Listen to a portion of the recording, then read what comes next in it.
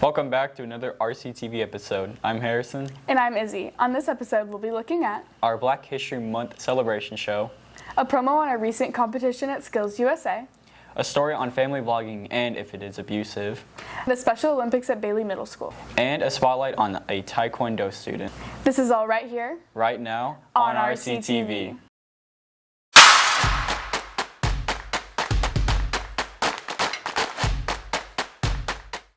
I'm really glad RCHS celebrates diversity in many cultures. Me too. Cameron has a look at our Black History Month program. With Black History Month coming to an end, let's highlight our Black History Month program. This event captures culture, history, and tradition.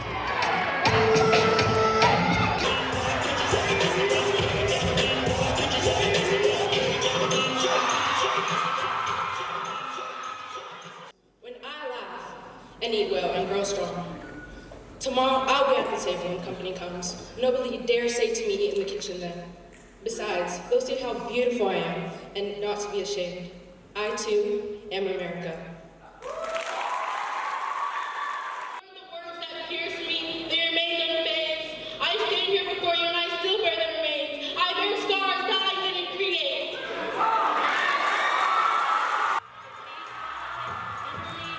Now let's talk to one of the cast members and see how they felt about the program. But they got on stage and killed it. That's what they did. They got on stage and killed it. They did it. And I'm just so proud of them because, like, we all did that. Like, we put, like, no matter, like, even if people have, like, differences, like, people don't agree with each other, you know, we all put that aside and just worked together and had an amazing show.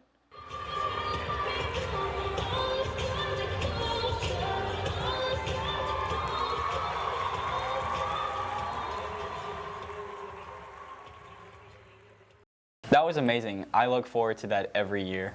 Me too. You know what else I look forward to every year? Competing at Skills USA. Congratulations on qualifying for state. Thanks. You too, Harrison. Here's a recap of our district competition.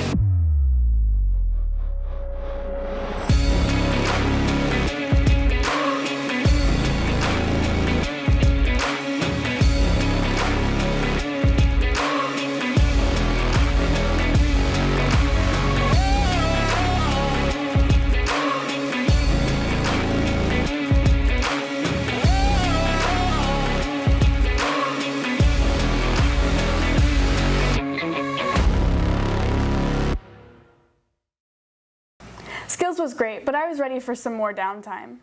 Me too. I had to catch up with everyone on Instagram. You're right, social media is a big part of our lives, but Kylie and Hillary found some problems with families posting too much about their children.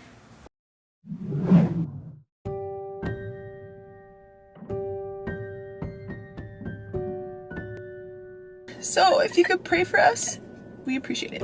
I love you guys. Bye. Come here. Come closer for the video. Come closer. Come closer. Come closer. Put your head right here. Come closer. Closer. Down. Put your head down here. Act like you're crying. Really quick. I am crying.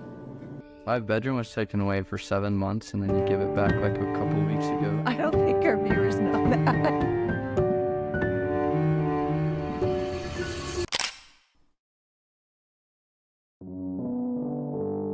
creativity deserves to be rewarded. That's why the YouTube Partner Program offers more ways. In December of 2007, YouTube launched the Partner Program, which allows channels that meet certain metrics to run ads on their videos and earn money doing so.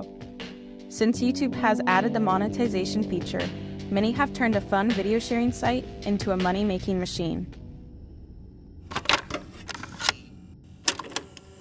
The story of a family who may have taken their pursuit of social media fame and fortune too far. The parents behind the popular YouTube channel Daddy05 say they thought they were playing innocent pranks on their children, but instead they're sparking outrage. December 2015, popular family vlogging and prank channel Daddy05 lost custody of 2 of their kids due to their prank videos.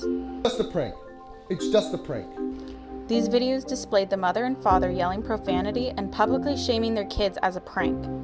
What the is wrong with you? I'm not leaving! You're leaving! This is what many marked as the downfall of family vlogging. Many argue that the line between innocent family fun and child labor becomes blurred in this digital landscape. Children are often pushed to participate in scripted scenarios, sacrificing their natural childhood for the sake of content creation. The pressure to perform on camera can take a toll on young minds, leading to emotional distress and anxiety. Get the camera away from me! We have seen this time and again with child actors.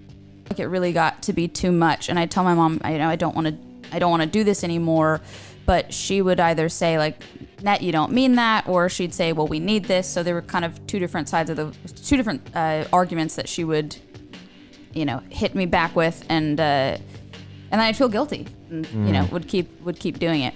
Parents force these kids into acting roles to financially support their family, making these kids feel guilty for wanting to leave the acting industry. I feel the same thing is happening to these family vlogging kids.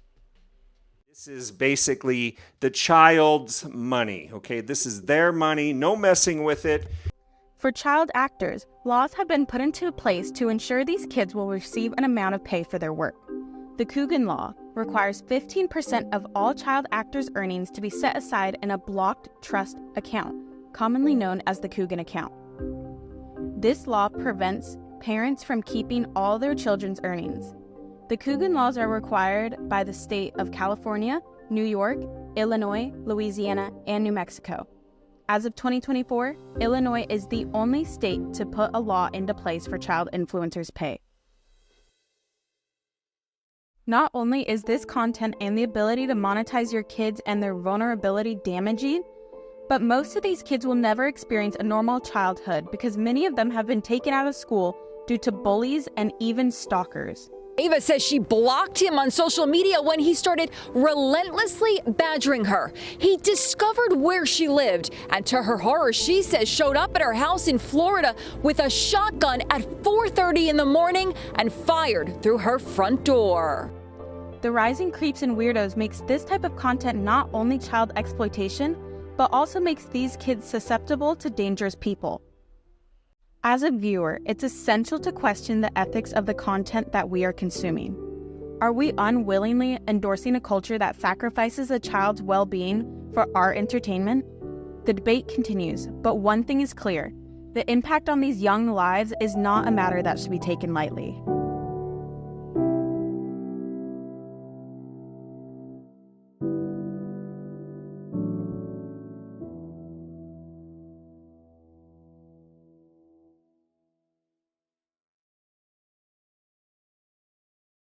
I feel bad for those kids whose parents post all about their children. I agree. Thankfully, our next story is a whole different topic. Brian, Charlie, and Jacob spotlight some special students next.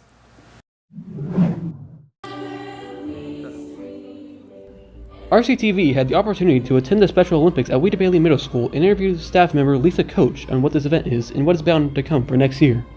It is a competition between the different schools, the different grades, and it's for our special education students.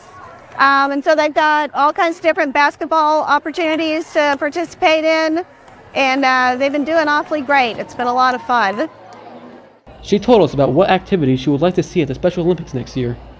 I think it'd be fun to see maybe a couple more stations added to do a little bit more.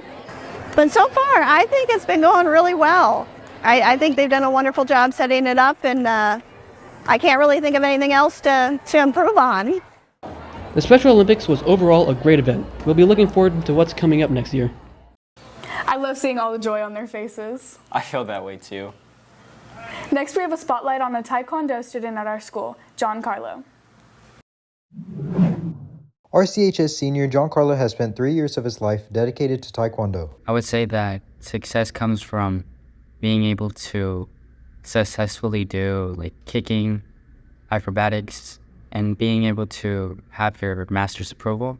So your training has come to full fruition, and you feel that you know what you've done has amounted to what one would define as success. John Carlo establishes what keeps him coming back. I just keep focused on what I'm doing, always having a set goal, never giving up in what I'm doing. I always want to do what's given to me at that point in time, and if I can't do it, then I try to work around it and find a way in where I can be successful in what I'm doing. Just setting those goals to be more successful. All this motivation and discipline not only helps him in the dojo, but in the real world as well. For me, Taekwondo has impacted me through having more focus of mind, because it brings more success into the things I try to do. Overall, these things usually come with your own development and not simply just training. Because training, you might do kicks and you might do acrobatics, but that doesn't simply equate to what you need in life and how you can reflect upon it after Taekwondo. From everything he's learned, he is able to set himself up for the future. I would say that in the 3 years that I've done Taekwondo, I think it's been pretty successful in being able to know what I've done over the years, and that I've been accomplished in many things, being a part of a demonstration team and be able to demonstrate the prowess of Taekwondo, but also being successful in tournaments and being able to adequately show your skills with others. So overall, my journey has been quite successful. My goals would be to just find a way where I can connect everything with Taekwondo. For anyone striving to achieve their goals, here is what he has to say. I would say to have a greater focus of mind and having a discipline of both physical attribution, but also mental strength. Because being able to fortify those things, we have more focus on what you could do, and knowing that what you have right now are just tools for a better future and not simply just something that could happen. And you could make that happen if you have the greater focus of the mind. As you can see, it takes hard work and courage to achieve your goals. This has been Kristen for RCTV.